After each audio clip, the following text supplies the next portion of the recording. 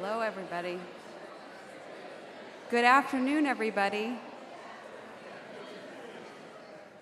I'm sorry we're running a few minutes behind schedule because we have a very busy day on campus, as Dr. Snowden said before.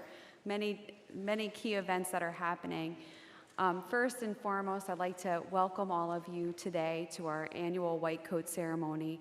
My name is Dr. Jessica Dunn. I am one of the directors of clinical education, and I have the honor and privilege to work with the third year DPT students. Not only do I teach in the academic portion of the curriculum, but being a director of clinical education, I get to help collaborate and work with them while they're out in the clinical environment. So it's really great to see you all today, and welcome. So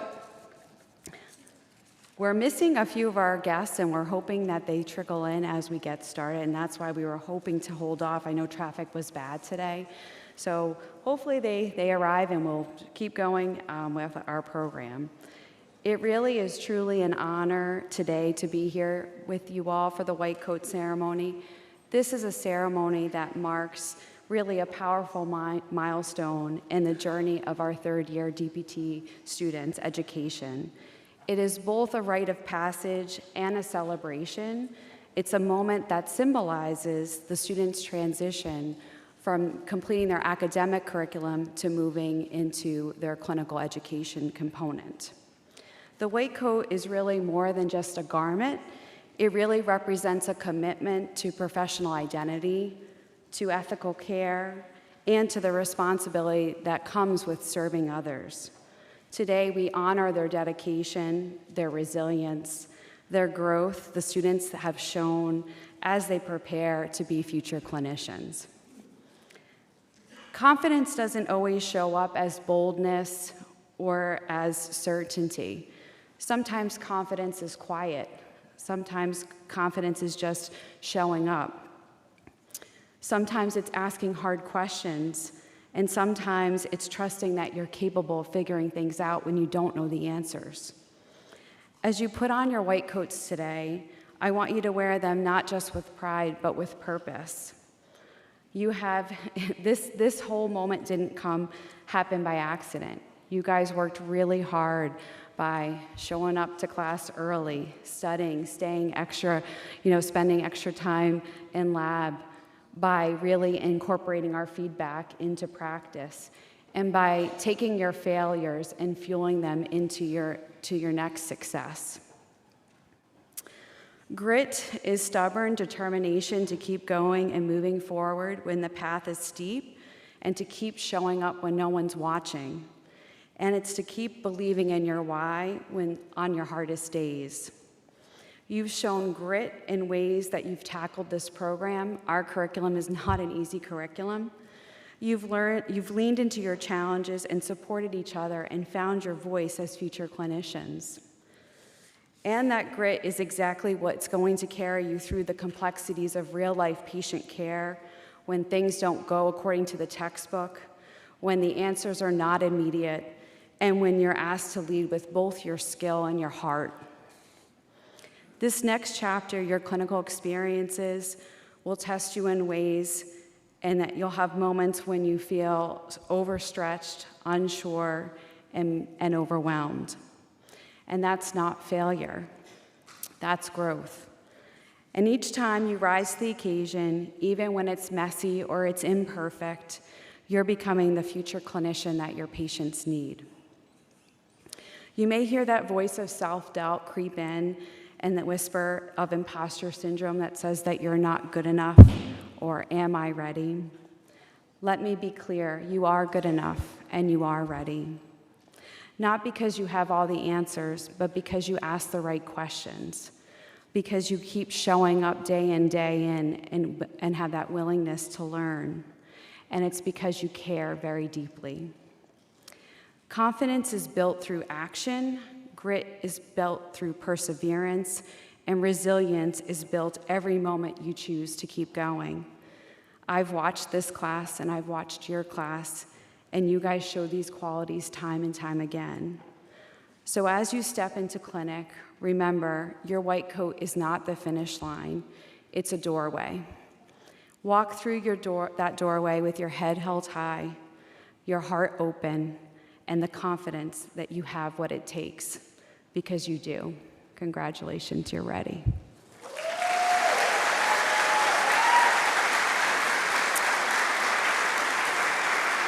Thank you.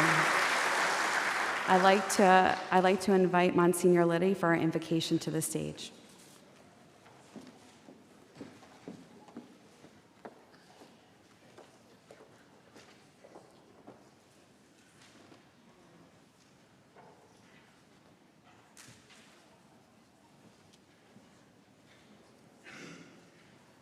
Thank you, Dr. Jessica. It's an honor to be here and to say this invocation today on wonderful students that are marking a wonderful moment in their lives, and their families and their friends and their teachers. So I see a lot of smiles out there. And I was smiling as Dr. Jessica and Dr. I forgot the name now. Yeah, we're moving the piano before. And then she's talking about grit and what happens and why we need help. But we need help to be ourselves, to be our best selves. I went to the doctor the other day, and on the wall of his assistant's desk, by his assistant's desk, there is a quote from Albert Camus, an existentialist philosopher. He said, "In the midst of hate, I found there was within me an invincible love. In the midst of tears, I found there was within me an invincible smile. In the midst of chaos, I found there was within me an invincible calm. I realized through it all that in the midst of winter, I found there was within me an invincible summer. And that makes me happy, for it says that no matter how hard the world pushes against me, within me, there's something stronger, something better, pushing right back." So I think that's what we celebrate here today. There's a force within us. There's a spirit within us all that wants us to win, wants us to make it. It wants the physical therapists who are having this moment, putting on the white coat, a special day,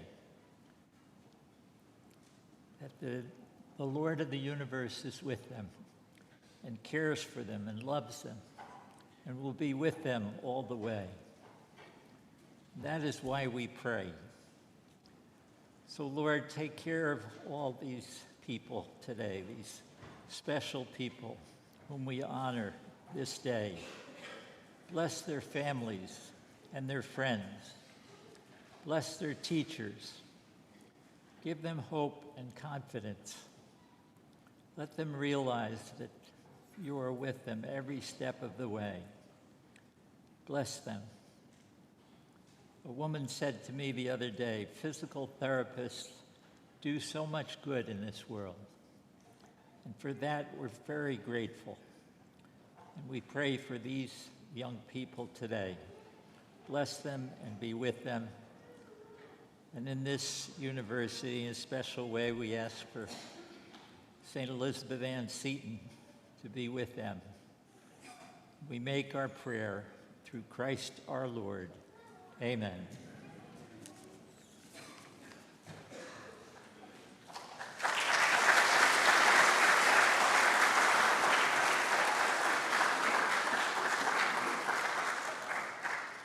I'd like to welcome Associate Dean Dr. Michael LaFontaine.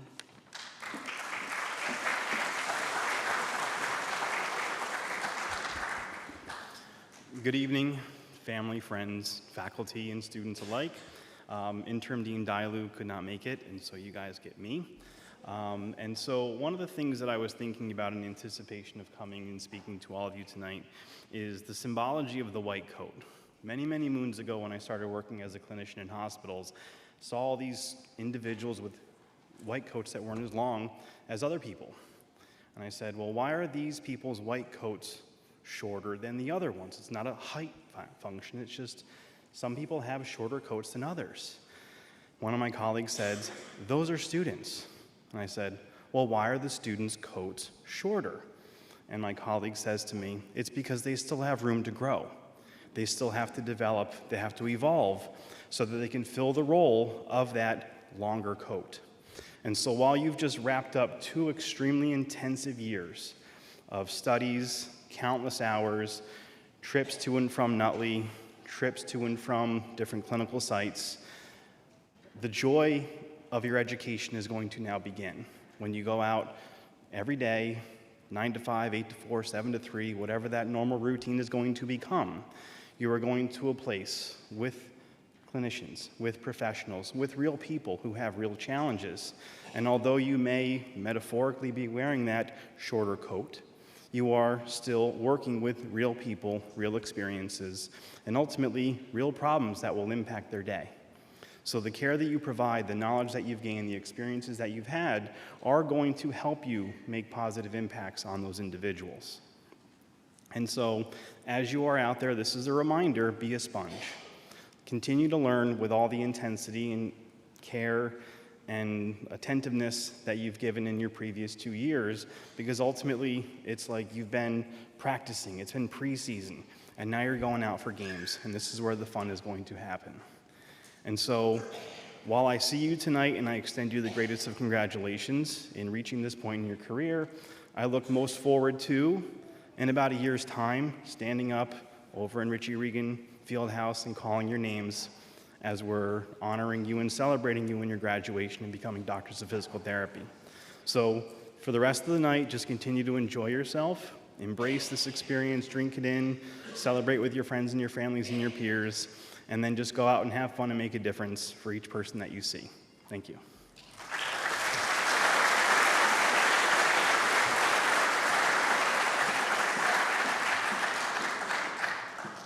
I'd like to welcome Dr. Richard Johnson, the chair of the department.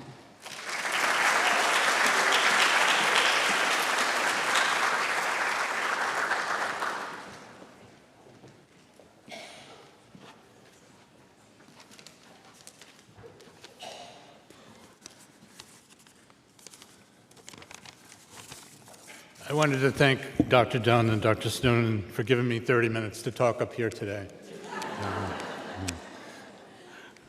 What's so funny? I was actually just trying to get Dr. Dunn a little riled up in that front seat, but I just want to comment. What an amazing attendance here. This is by far our largest white coat ceremony ever. And I have to say, you guys have a big family. There's a lot of family here. But I think it's timely to actually talk about how important you are as family. First, I want, from all of the faculty, to thank you for trusting this program and our faculty with your sons and daughters over the last 2 years. They have been an absolute pleasure, and you have every reason to be extremely proud of what they've accomplished and coming here and celebrating all of that. So I want class of 2026 to stand up and applaud and say thank you to all your parents.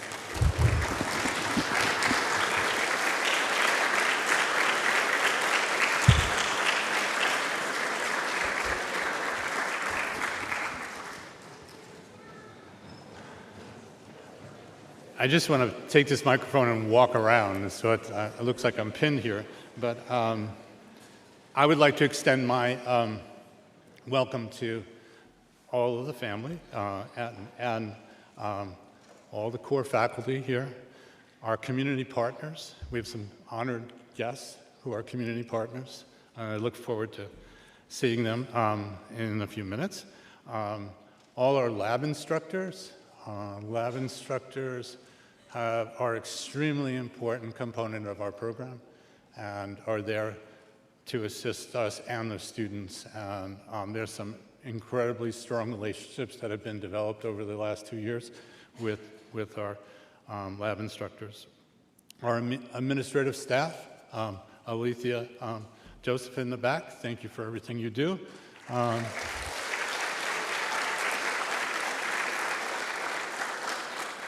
The members of the class of 2027 who are here, welcome. Dr. LaFontaine, Monsignor Liddy, just so pleased that you could come. And most importantly, our most honored guests, the class of 2026. We honor you.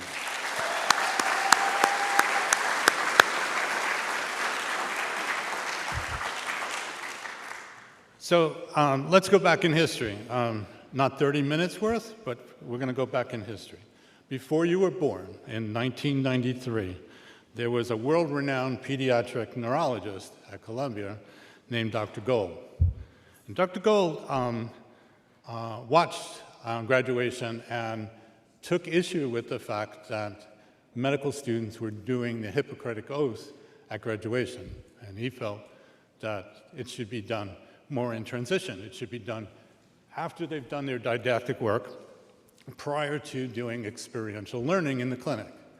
And so fast forward a little bit, he developed the white coat ceremony that the Gold Foundation, led by Sandra Gold, his wife, marketed and spread the word throughout the world. This white coat ceremonies now are an international phenomenon that most medical programs are doing. And as you can see, it has spread to PT programs and other professions where we're developing professionals. But what's most important about this history is not what he created, but what he stood for. He was a champion of human-centered care. He was so far ahead of his time. So the primary objective today really is to elevate the value of humanism. This is what he stood for. This was his vision. Elevate it so it is and remains the core to patient care or to health care. Humanist beliefs stress the potential goodness and value of human beings. It affirms the importance of the whole person, and maybe even more important, it appreciates the uniqueness of each individual. Humanism provides a powerful emphasis on compassion in combination with scientific evidence or excellence. I have watched a great deal of scientific evidence being shared between faculty and students and faculty in the many courses. I have also watched compassion. This group, thanks to the upbringing that they have gotten over the years, is a really compassionate group. They reached out to their underclassmen to make sure that they were welcomed in our program. They treat each other with respect and dignity. They treat faculty with respect and dignity, and they even respect and treat students from the other programs. They take anatomy with PA students and neuroscience with PA students, and the compassion and the way they communicate should be, is very much a strength of our group here that's about to go out on clinic. Now, today, this class will don the white coat. You just heard a bunch of things about the white coat. I think it's kind of funny or kind of interesting that your coats are shorter. I see, personally, because I really think there's still a lot to learn from this old guy, I want a short coat. I mean, I want to get it as short as I can get. So for the next 20 years, then I can make it grow a little bit. We never stop making it grow, hopefully. So for me, the white coat is a symbol of entering into a social contract with patients, and it is supported by core values such as accountability, altruism, and integrity. Sounds a little bit like Dr. Kolodny, doesn't it? When you enter the clinic in a few weeks, you will begin to make many connections between the things that you have learned and what you're seeing patients do or not do. It will be very exciting, more exciting than you can imagine. The piece that's missing is patient care. In 2 years, we've tried to simulate it, but it's different. Interacting with patients one-to-one in person is different. This is the connection you must make this next year. And you won't have any choice. It's in front of you, all right? And there will be a day probably sometime in that first clinical internship when you're reflecting on your patients, and you will reflect on your patients. They will make you think every single day. And you'll become extremely aware of how much responsibility you have to care for each and every one of those patients. It's about responsibility. After 49 years of treating patients, for me, the passion for this profession still lies in the interaction between myself and a patient. The most exciting part about this is that you're about to discover this, and you're about to embrace it as your passion. So when we meet again at graduation, you will all be different. Believe me, you will be different, because you have linked the humanist side of our profession to the science side of our profession. And you will do this every day for every patient that you interact with.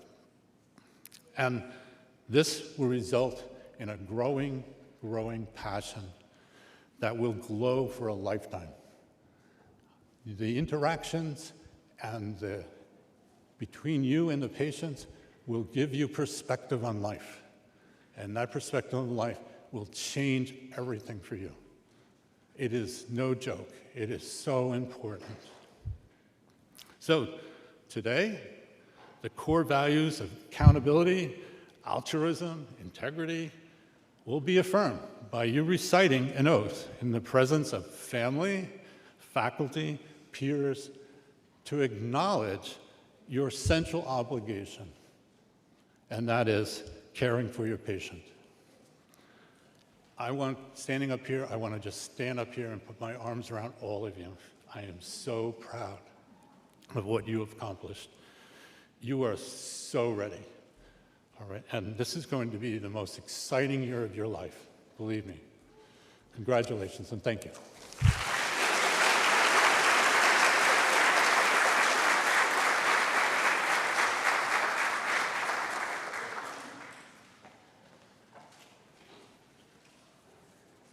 Thank you, Dr. Johnson.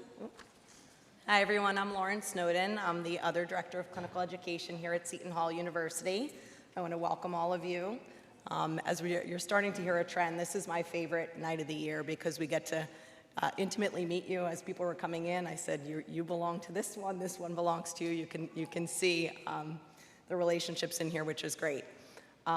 As the students hear every time from us when we orient them, we say, begin with the end in mind. It's going to go really quickly, and you're going to be in clinic, and then you're going to graduate, and we're going to turn around, and it's going to be done. And we say that, and they don't seem to think that's true, and then we're here. We know there's a lot of emotions at this important time. Excitement about going out to clinic, hopefully. Some nerves, maybe with this group. I could be wrong. But when we think about all those things, the biggest thing we hope you hear in the excitement of today is the joy of being about to go out to clinic. For this group, we won't miss their emotions. They have the most expressive faces of any group we've taught yet. I say every year there's something about this group. This group, when you look out, you know what they're feeling. When they walk into their practicals, like this, we know what they're feeling. When they understand something and they get it in class, We know what they're feeling. And as Dr. Johnson said today, we have the biggest group ever. This group spent the past few days telling us, I'm bringing these family members, but can I give my ticket to this one? I have 2 extra coming, but I took those tickets from this one. So they all worked together to be able to celebrate together and share these big emotions. When we think about the emotion I hope you're feeling right now, it's pride. We have so much pride in you for everything you've done in the program, and as your DCEs, that pride comes out in droves when you're in the clinic and we get to see you applying what you've learned from us here. You've worked so hard for so long, and now that work's gonna come together, and we're so happy for you. While this day is about celebrating our students could not do what they do without the clinical partners who support them when they leave us. We at Seton Hall work incredibly hard to make sure things are a match, to make sure they're set up for success. The students come in later and say, wow, you really knew what I wanted, and everything I wanted came together out there, and I felt so much better when I got out there, and you told me I would. So to hear that is always great for us, but again, our clinicians are the ones that make that magic happen. So today I'm very excited to have the opportunity to introduce 2 awards to clinicians who have supported our students and will be taking some of these students this year. The first is our Clinical Instructor of the Year, Dr. Gabriel Scher. Every year we have students who ask to go to sports settings. Many students who enter the profession want to work with sports, and this group is no different. There are many, many unique aspects that come with being in a sports setting. You have to effectively manage many variables while supporting students in a challenging, dynamic environment with a different team, with people coming in and out, always needing something in the moment. At Seton Hall, that's particularly happens all the time. In Division I athletics, for them to prepare to be their best, they need a physical therapist who's the best. Gabe works with the Seton Hall team at Share Sports Medicine and supports our students in their abilities to do the same. Even though he's balancing all those variables, he always makes it look seamless. He easily has effective care for patients while being collaborative and enriching the students' needs. When students leave us, they write about their clinical instructors, and these are words from the students who worked with Gabe. Gabe provided a ton of unique learning experiences. He was constantly asking if I had any questions or wanted feedback. He pushed current evidence or relevant podcasts to spark discussions and provided me with thought-provoking exercises to improve my critical thinking. We set aside time for teaching moments to gain from his expertise and get his feedback, which were so valuable. Gabe did this all in a calm manner, and if anyone knows Gabe, he can stay even Steven no matter what's going on, which is great. Whenever he did this, he made me feel so comfortable around him, and I knew I could always utilize him as a mentor. Gabe has worked with our students last year, is working with several students this year, and it's people like Gabe who make a difference in students like you. Through these outstanding qualities as a clinical instructor, he's made a lasting impact on the profession and our Seton Hall grads. For these reasons and his commitment to the program, we're so proud to present the 2025 award for Outstanding Clinical Instructor to Dr. Gabriel Scher.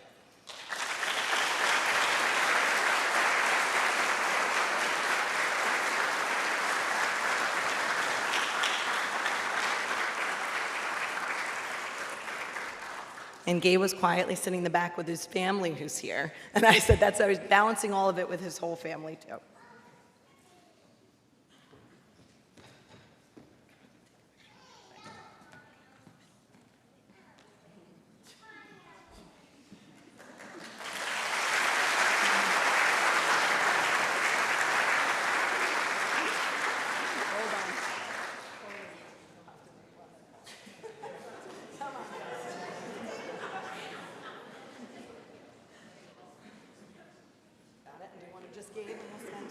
Just Gabe. Now you're on photo duty, Rick.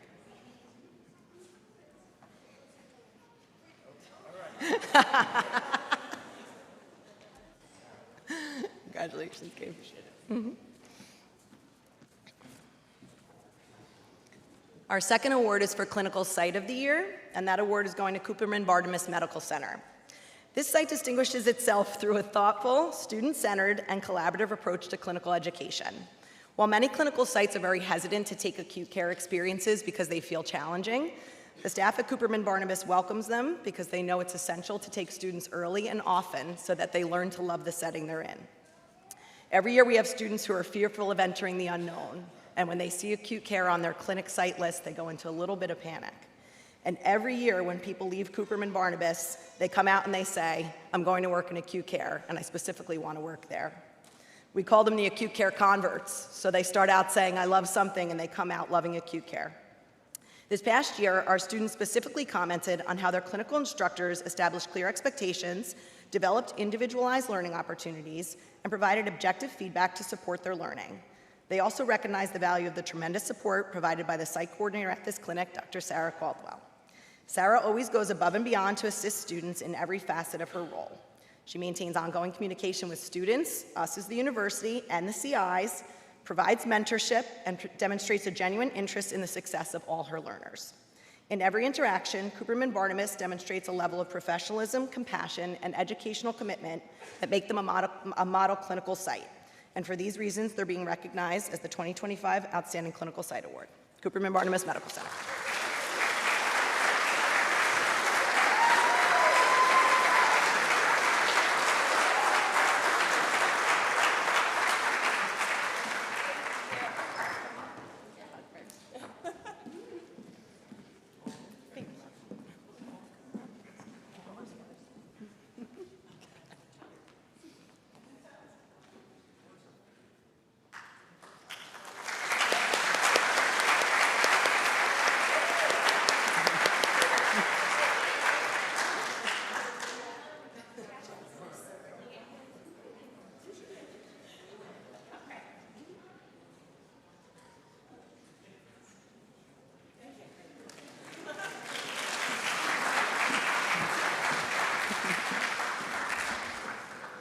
Last but certainly not least, I have the pleasure of introducing our keynote speaker, Dr. Anna Mans.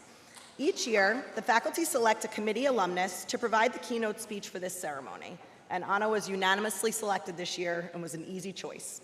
She's the lead physical therapist and site coordinator of clinical education at University Hospital in Newark, where she provides leadership to a large team and works with numerous students each year, again, some of our own who are going there very soon. When we reached out to Anna a few years ago, we were looking to expand our clinical placements for students. And we said, what type of place can we send students that will give them a rich learning environment and a supportive clinical instructor who will tell it like it is if they need support? And automatically, we heard of Anna. When we met her, it came through as soon as possible that we knew she was the right fit for us. She works with diverse clients from underserved communities and prides herself on ensuring students recognize the value of this important role to ensure equal access to communities in need. She makes sure our students understand that too, and they leave there better for it when they work with her in the hospital. Anna perfectly balances being systematic and organized with incredible compassion and dedication to the profession. When we had another need to expand our teaching in the classroom, once again, Anna's name came up. We had the opportunity to bring her into our students who are in class with her right now and get to see her in lab all the time. And they can interact with her to learn how to take the things from the classroom into the clinic. She's a lab instructor in a very complex course, working with lines, tubes, and really involved patient simulations. And she always brings that real-world compassion and real-world understanding of what the students will do in the clinic. As with all other things, Anna's passion for teaching in that position is infectious, and she's a role model to our students in representing the many great things that they can do as alumni of the Seton Hall program. So please join me in welcoming our 2025 Keynote Speaker of Excellence, Dr. Anna Mans.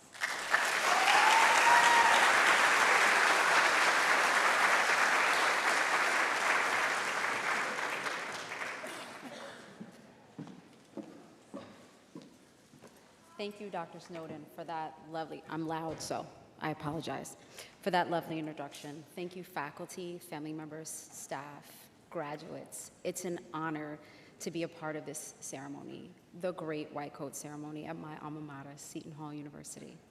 It's my pleasure to be here with you on this very special day, a milestone with which you have worked so diligently and brilliantly to reach. Standing here, I can't help but think about when I was you, and where I learned and gained immeasurable knowledge that has really helped me build a foundation for a very satisfying career. Not so many years ago, I was you, nervous, thinking, what am I gonna do? And when I thought about this speech, I wanted to share kind of my journey and the hidden battles that I have undergone with something I think you all, especially this class, know a little bit about: perfectionism. The obsession with being perfect, with succeeding at being the very best and never falling short in any way. Can any of you relate? You don't have to answer right now, it's okay. I was you, anxious, nervous, and so overcome with what does this world have in store for me with my clinical affiliations. I wanted to be perfect. I wanted to be the best one. I wanted to flourish in my journey. More than anything, I wanted to excel in all areas. I wanted to exceed everyone's expectations, including my own. You could say I was a bit ambitious. I was a dual graduate. I received my athletic training degree here as well as my DPT. I always thought sports medicine was going to be my trajectory here. But then acute care came knocking, and here I am today. I had amazing affiliations. My clinical instructors were great. They afforded me wonderful opportunities. And then the moment of truth, picture this, I drive 8 hours all the way upstate New York to take and sit for my ATC boards. I prepared, I reviewed sideways, forwards, inside and out, and all the things that I thought I knew to do, group work, everything. And during the didactic portion, I froze. Complete fear, overwhelming anxiety, trying to ace the exam, and for the first time in my life, I failed. I had never failed in my life. I was beyond devastated. I was mortified. I lamented for days until finally the realization for me came through, which was my truth, that I was living and working to be perfect. I wasn't living and working to learn. And as I mulled this unexpected revelation, I really realized that I had to fall forward. I saw that I had to fail in a way that replaced my never-ending quest for perfection for something far more healthier, far more smarter, far more valuable. I had to become and understand that I had to learn, that I had to grow, that I had to bring my fully flawed humanity into my work, because that's what's going to make us great. That's what's going to make you great. To be fair, I wish I had this iconic epiphany prior to spending all of that money and driving all of that way, but that's the way life works. That's what I've learned. We are all great at researching, at planning, at setting our goals, and yes, often reaching those high goals. It's those successes that should be celebrated, but it's often the fumbles, the failures that we learn the most valuable lessons that allow us to build the muscles to sustain these demanding careers. Sometimes it's in the potholes that we've been diligently stepping around that the greatest, most shocking gifts become available to us. Please remember that failure is not an indication of your intelligence, of your potential, of your ability, of your aptitude, but the relentless pursuit of perfection can become a downfall. Here you are at this milestone that you've worked so diligently to achieve, and as you continue on your journey, I'd like to share another lesson. And I learn it and I relearn it every day, especially in the hospital and acute care setting. Time is fleeting. So I encourage you to spend your very valuable time learning, not memorizing. Spend it nurturing your craft, building your skills holistically, so that the inevitable setbacks and stumbles that lie ahead of you will fortify you instead of derail you. Replace the quest for perfection with the quest for developing empathy for your patients, for your colleagues, and for yourselves.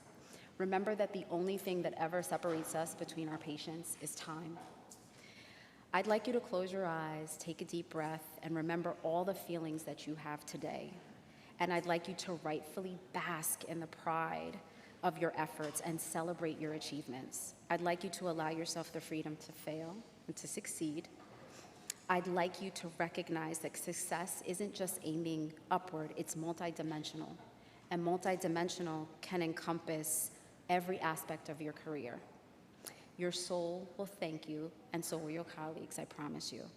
Like you, I was driven, and I continue to be driven, by my ambitions, by my goals, by my dreams. But I never thought I would be here with you today. I never thought that I would be as successful as I have been. And I have to say that it is my triumph over my failures that has led me to this day, and beyond anything I could have ever imagined. I cherish this opportunity to share my thoughts with you today. I'm going to cut it short, but I promise. But I'll close with the words that I wish someone had said to me, a quote by the award-winning actor, producer, and writer Joss Whedon at his commencement speech at his alma mater, Wesleyan University. You will be many things, and one thing that I wish I'd known and I wanted somebody to say to me, don't just be yourself, be all of yourself, don't just live, be that other thing connected to death, be life. Live all of your life, understand it, see it, appreciate it, and have fun. Once again, I thank you for this amazing honor. I can't wait to see you all out in clinic. Please remember to have nothing but joy. Remember to grow. Remember to connect with your patients and your colleagues, because they will pull you forward. And your clinical journeys, I wish you the best of luck. Thank you.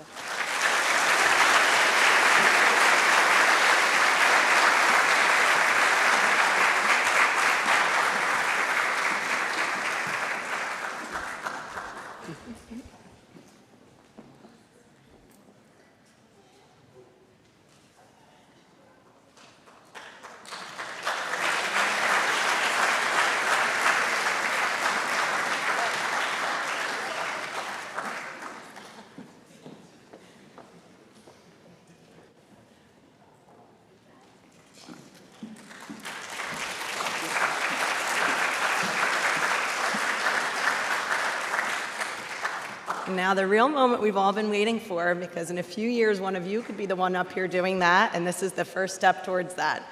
So we're going to be calling our groups up by advisor and give you each a great moment on stage. So Dr. Downer, please join us on stage. And row one, please line up.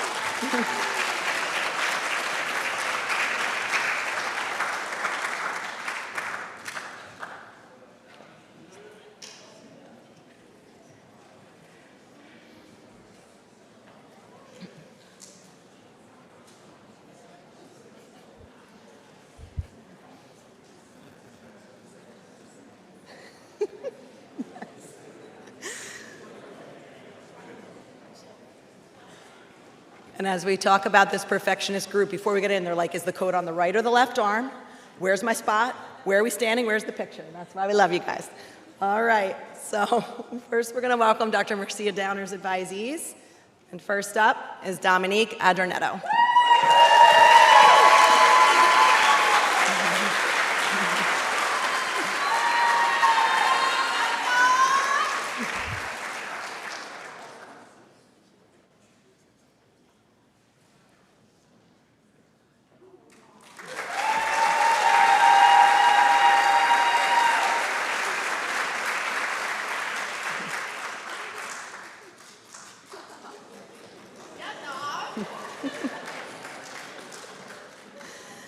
Michelle Aguero.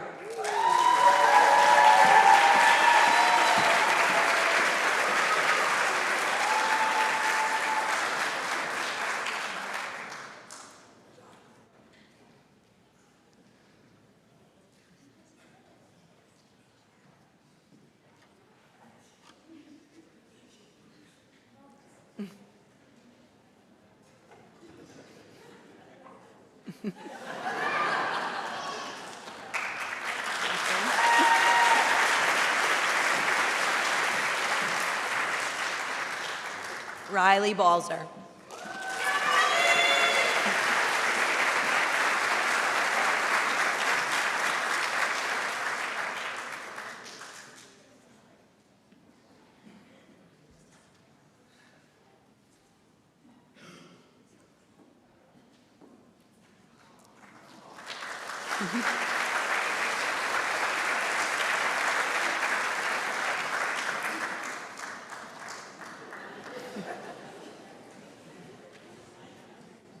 Danielle Bosland.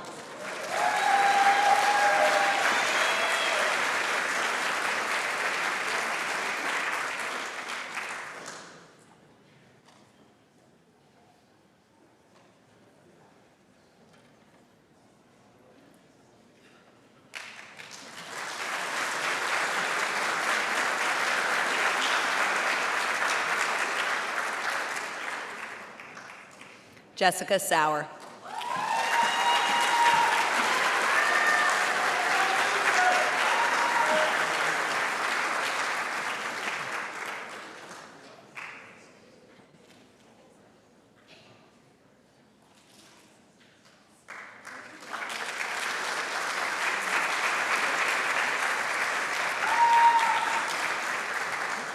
Congratulations to Dr. Downer's advisees.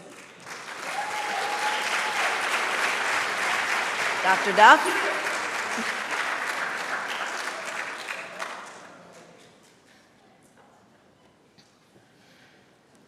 Now I'm going to welcome Dr. Jillian Duff to the stage.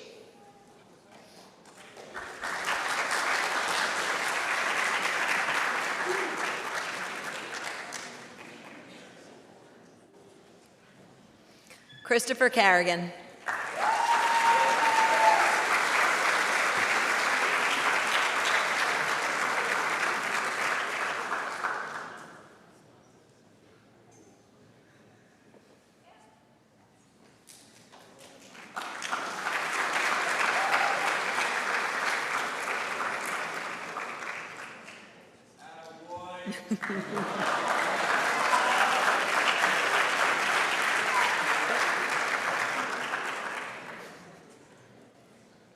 Madison Chesney.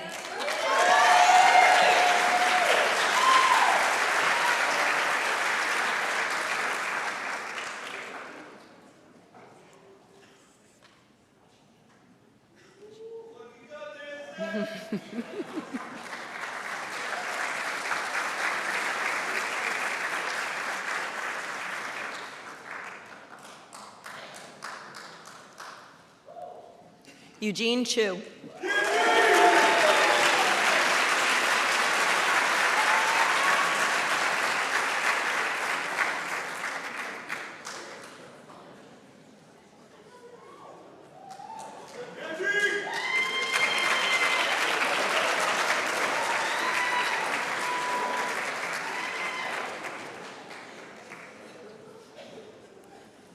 Matthew Coda.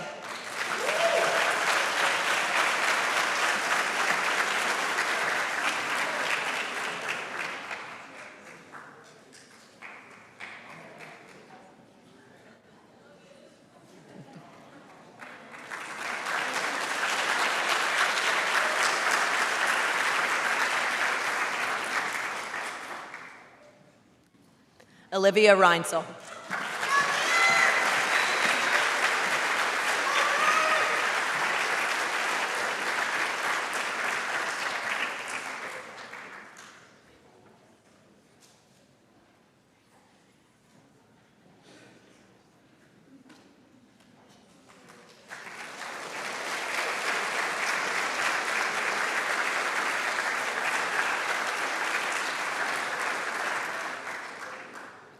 Congratulations to Dr. Duff's advisees.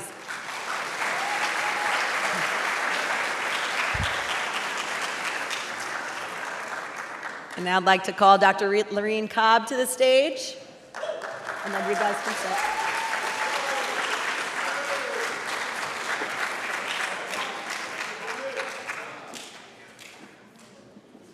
And Dr. Duff's and Dr. Downer's advisees, you can sit. It's okay. They're all hugging in the back, see? Big love.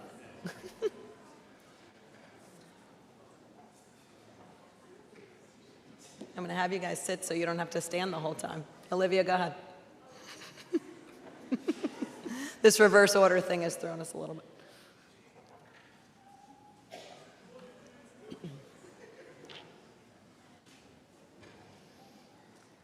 Next up are Dr. Cobb's advisees. Sydney Cooney.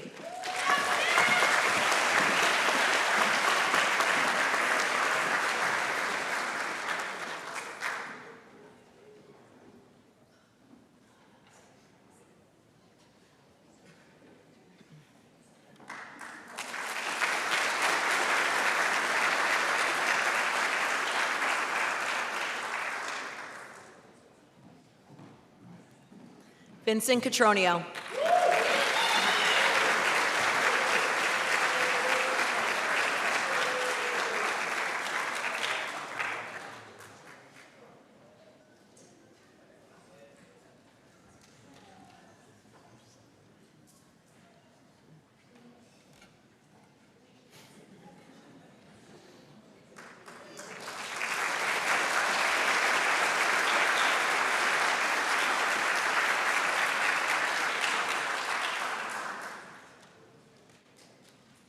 Mary DeLuga.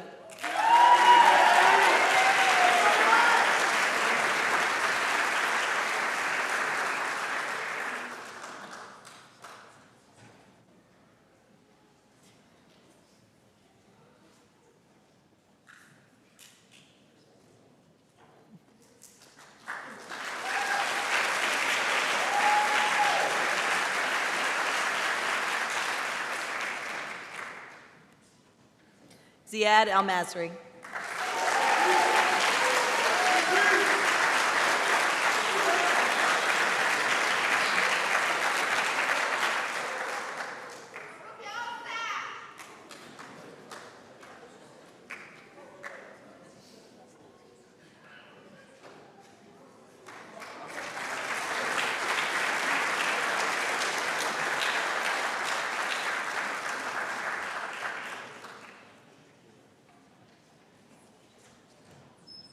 Daniel Rodriguez.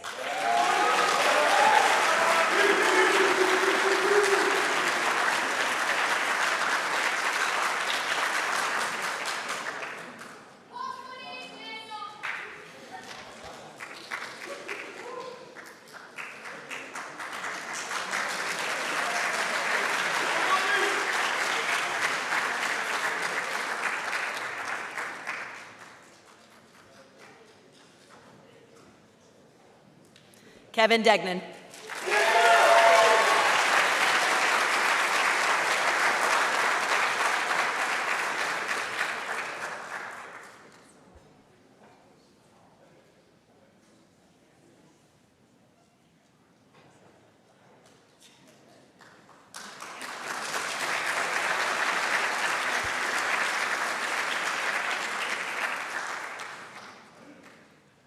Congratulations to Dr. Cobb's advisees.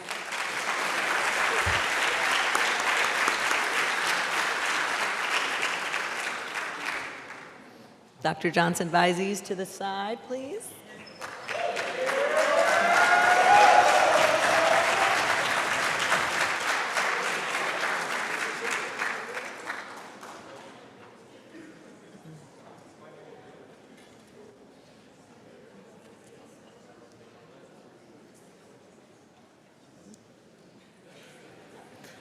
Mario Youssef.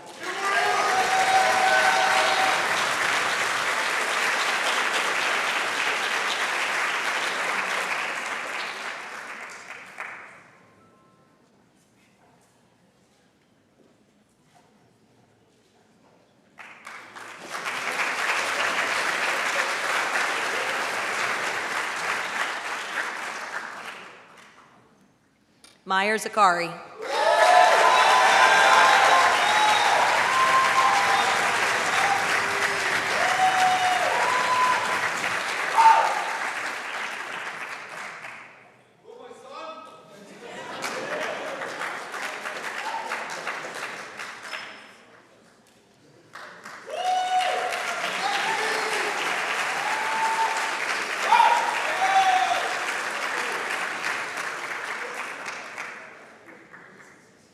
Jonathan DiVincenzo Bartley.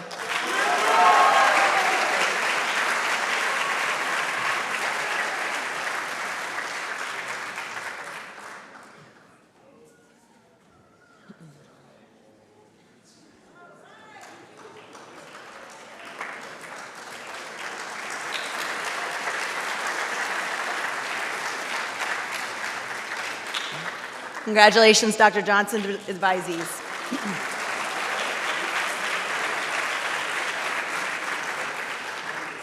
I'm going to trade off my partner in crime to read the next group.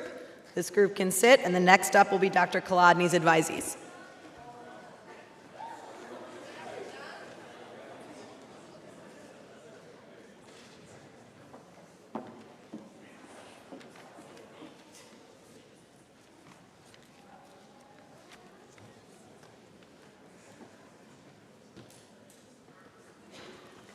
Joshua George.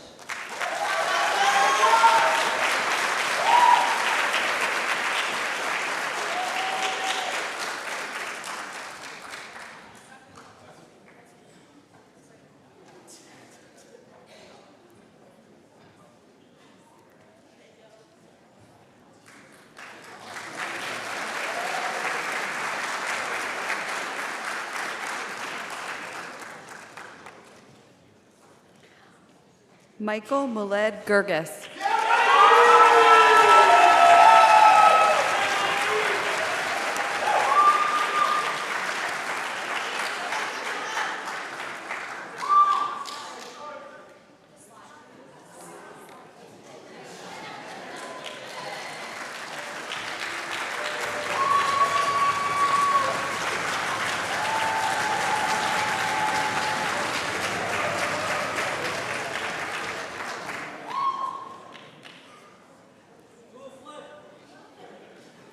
Joshua Grano.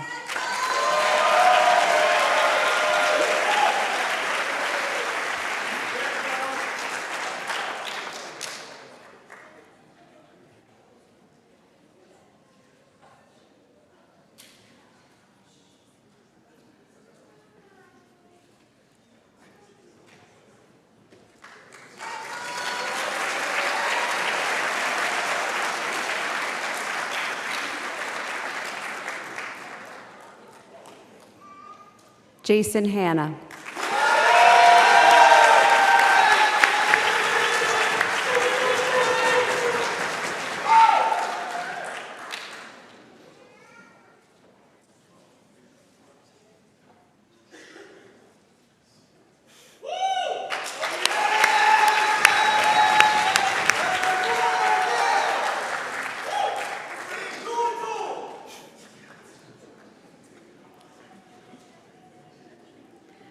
Shannon Hess.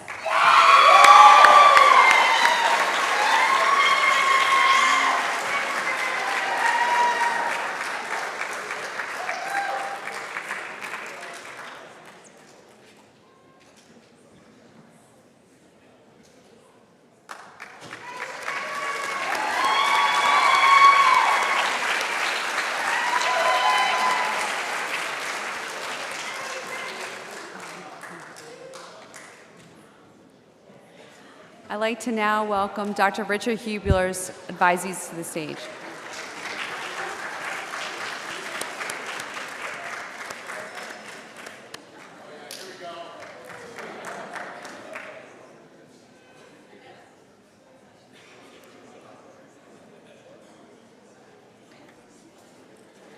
Francis Hureos.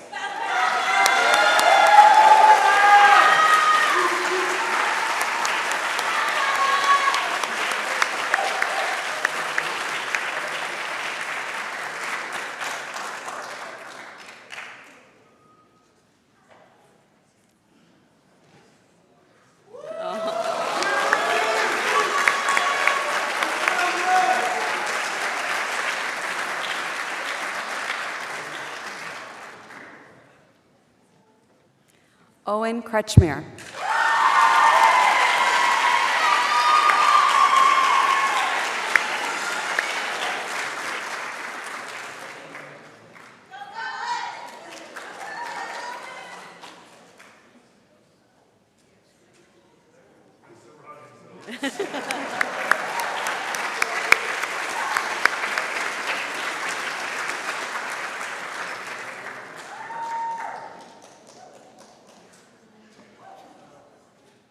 Noah Lee.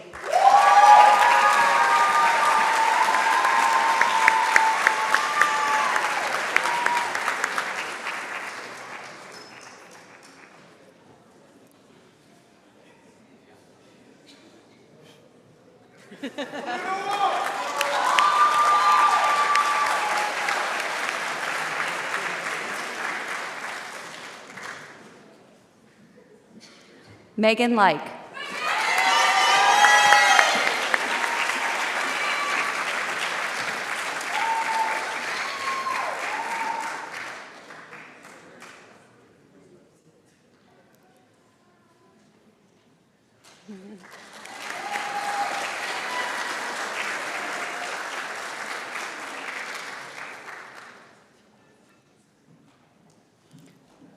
Nelson Liu.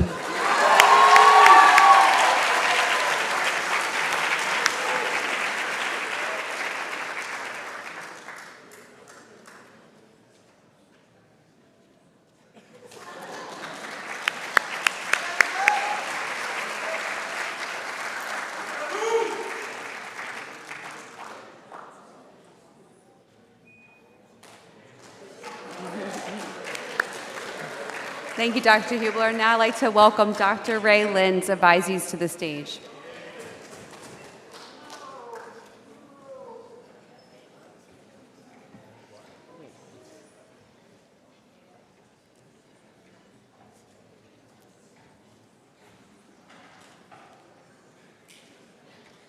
Piero Scrofani.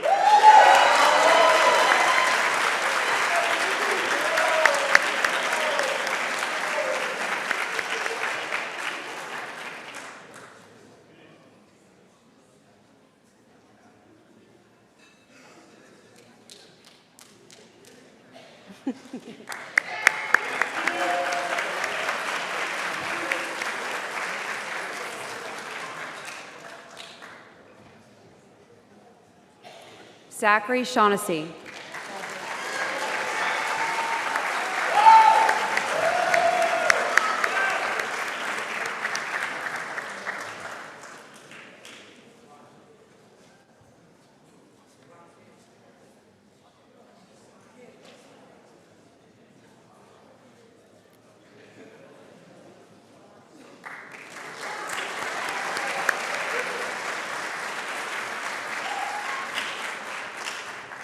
John Shahada.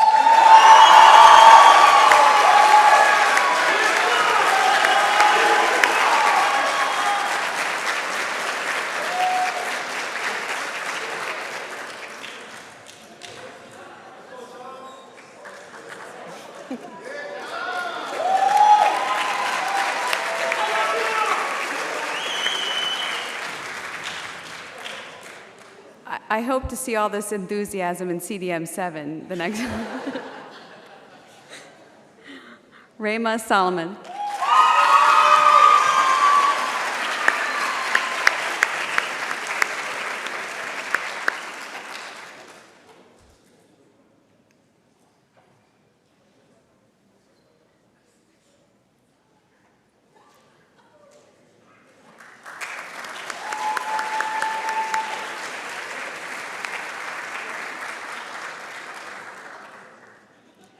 Kira Williamson.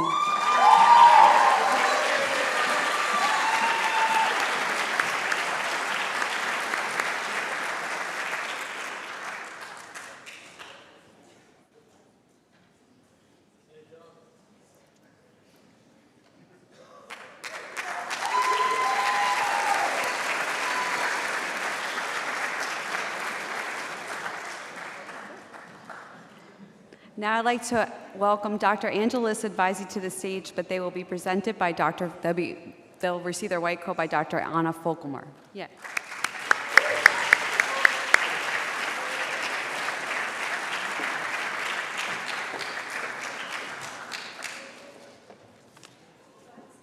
Callie Ann McCraney.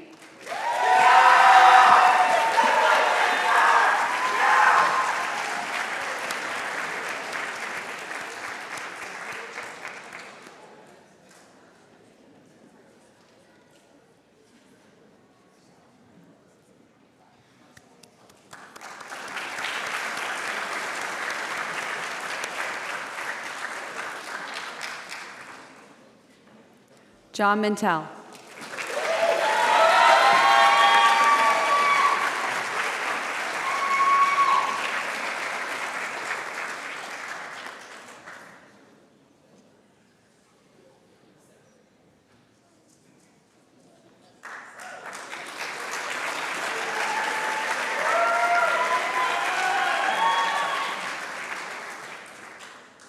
Morgan O'Donnell.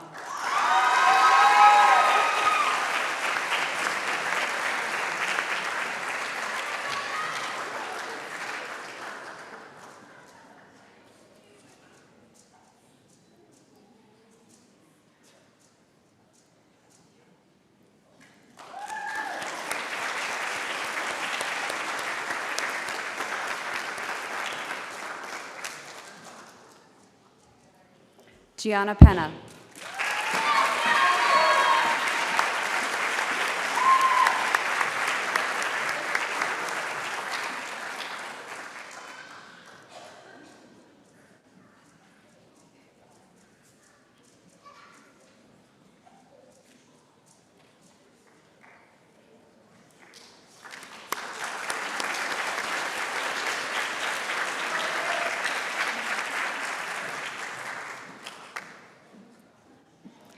Nadezhda Razumov.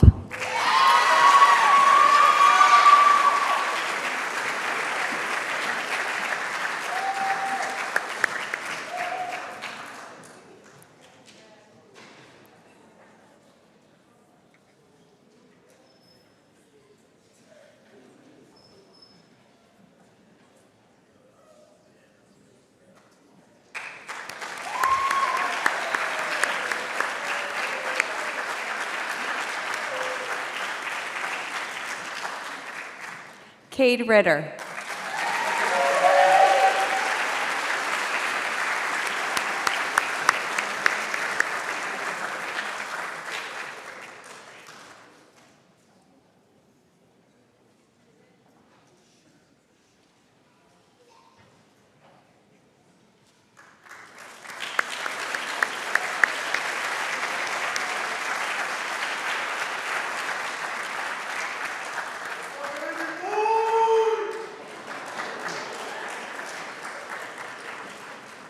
So now we're going to let all of the advisees make their ways back to their seats and then stand for the white coat pledge. So we're going to give them just 30 seconds to make their way. Okay.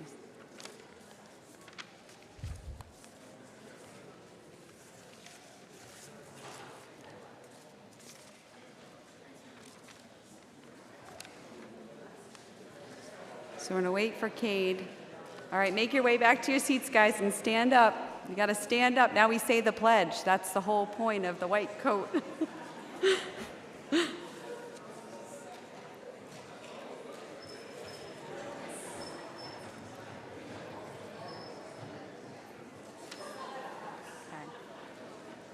Right. Okay. Okay. Okay, focus. We have cake. We got to focus. Okay, ready? Okay. It's back of your agenda. Okay, ready? 1, 2, 3. As